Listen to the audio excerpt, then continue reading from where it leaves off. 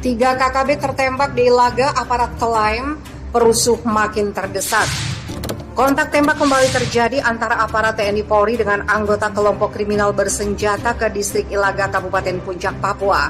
Dalam kontak tembak pada Kamis 10 Juni tersebut, Kasatgas Humas Ops Memangkawi Kombes Pol Iqbal Al-Kudusi mengatakan, aparat TNI Polri menembak 3 anggota KKB pimpinan Lekagak Telenggen di Kampung Eromaga, distrik Ilaga. Kontak tembak tersebut mengakibatkan 3 pasukan KKB terkena tembakan. Informasi dari masyarakat dan hasil pantauan drone, kata Iqbal kepada wartawan Kamis 10 Juni. Iqbal mengatakan polisi telah mengidentifikasi bahwa 2 anggota KKB yang tertembak itu bernama Tinggiter dan Manis. Sementara 1 anggota KKB lain yang meninggal dunia atas nama Keminus Murib. Kelompok perusuh KKB ini sudah semakin terdesak, klaimnya. Sebagai informasi, KKB adalah sebutan dari aparat TNI Polri terhadap kelompok milisi dari Tentara Pembebasan Nasional Papua Barat, Organisasi Papua Merdeka. Iqbal menegaskan, aparat akan terus melakukan upaya penegakan hukum di wilayah paling timur Indonesia tersebut. Diketahui dalam beberapa waktu terakhir konflik bersenjata di Papua tengah memanas.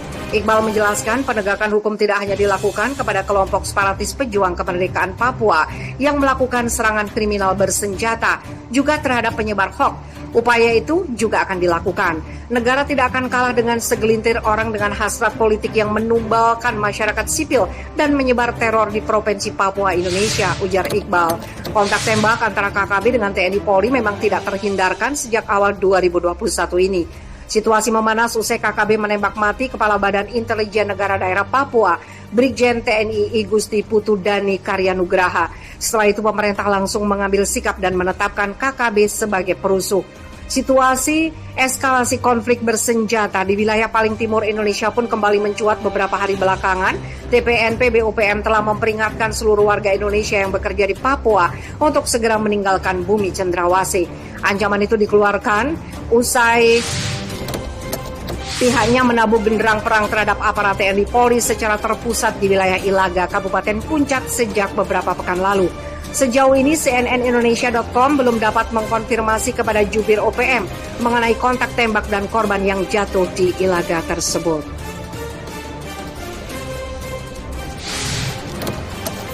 Sebagai bagian dari OPM, KST sebenarnya bertugas untuk menjaga wilayah Papua. Tapi sayang, karena mereka berkeyakinan bahwa Papua dijajah oleh Indonesia, mereka jadi menyerang aparat. Sudah terlalu banyak korban dari TNI dan Polri yang gugur karena dibunuh oleh KKB. Bahkan mereka menggunakan jasa sniper untuk memenuhi ambisinya. Oleh sebab itu, KST wajib diberantas hingga ke akarnya karena pengkhianat akan terus berusaha untuk memberontak dengan segala cara, termasuk kekerasan, sehingga akan sangat membahayakan posisi warga sipil di bumi cendrawasih. Mereka jadi berada di bawah ketakutan dan tidak bisa beraktivitas dengan bebas jika ada ancaman dari KST. Jika pengkhianat tidak di bumi hanguskan, maka bahaya lain yang mengintai adalah kedaulatan negara terkoyak, karena bisa-bisa mereka secara sepihak mengklaim kemerdekaan Papua dan meresmikan Republik Federal Papua Barat. Bahayanya adalah KST dengan licik meminta dukungan dari luar negeri dan plating victim. KST berakting seolah-olah merekalah yang terluka oleh aparat, padahal mereka sendiri yang membuat huru-hara di Papua. Lantas dibuatlah hoax dan konten provokatif yang isinya berkebalikan dari fakta. Namun netizen dari luar negeri tidak mengeceknya dan berkesimpulan bahwa KST yang terluka. Bisa jadi karena berita yang benar berbahasa Indonesia sedangkan mereka tidak mengerti.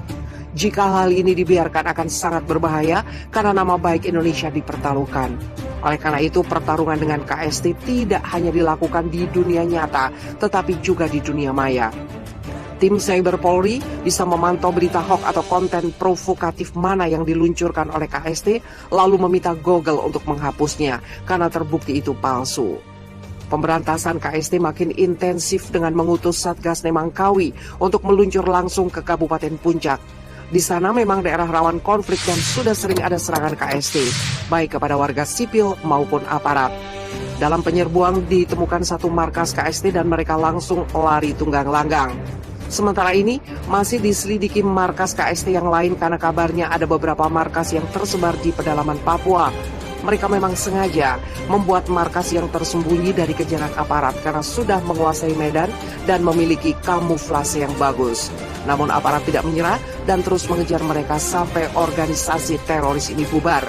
Kelakuan KST sudah melewati batas ketika mereka membunuh banyak warga sipil dan berani menyerang aparat terlebih dahulu, bahkan mengutus sniper untuk melancarkan aksinya.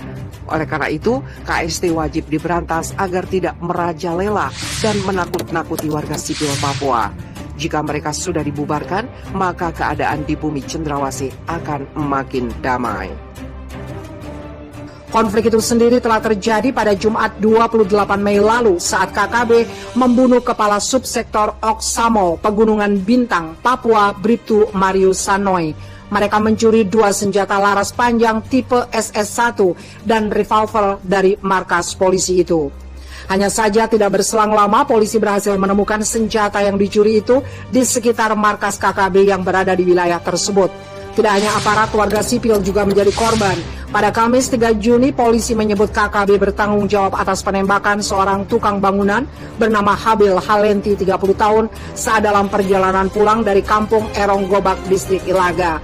Aksi ini disaksikan oleh rekan Habil bernama Alif yang berhasil melarikan diri dan melaporkan ke polsek setempat. Korban sempat berteriak, "Ampun komandan," namun langsung ditembak oleh salah satu KKB yang menodongkan senpi, ujar Kepala Bidang Humas Polda Papua Kombes Ahmad Mustafa Kamal. Masih di hari yang sama, penyerangan KKB dilakukan di sekitar wilayah Bandara Aminggaru, Ilaga Puncak. KKB diduga membakar sejumlah fasilitas bandara hingga memicu kontak tembak dengan Paskas, Kop Pasukan Kas TNI AU. Kejadian itu berdampak pada kebakaran menara di kantor unit penyelenggara bandara udara dan kantor Airnav di Ilaga, Kabupaten Puncak, Papua. Namun tidak ada korban jiwa dalam kejadian itu. Terakhir, polisi menuding bahwa KKB bertanggung jawab atas penembakan keluarga Kepala Desa Nipur Lema Petianus Kogoya di wilayah Ilaga.